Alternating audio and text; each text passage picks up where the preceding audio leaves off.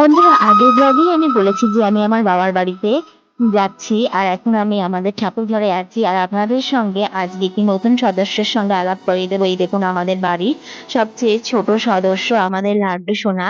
আর আমি জানি বন্ধুরা যে আপনাদের আমার গপু আর গরু সোনার ভিডিও দেখতে খুব ভালো লাগে। আর আমি দেখেছি, আমি অন্য অন্য ভিডিও দিয়েও দেখেছি, কিন্তু আপনারা বেশি আমার গপু আর গরু সোনার ভিডিও দেখতেই পছন্দ করেন। তাই এবার থেকে চেষ্টা করবো আমি আমার লাড্ডু সোনাদের ভিডিও দেওয়ার।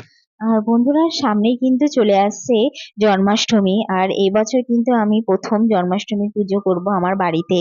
আমার খুব ইচ্ছা বন্ধুরা, সমস্ত ভোগ আমি আমার নিজের হাতে আমার লাড্ডু সোনাদেরকে তৈরি করে দেব। কিন্তু বন্ধুরা, আমার দীক্ষা মানে নেওয়া হয়নি এখনো।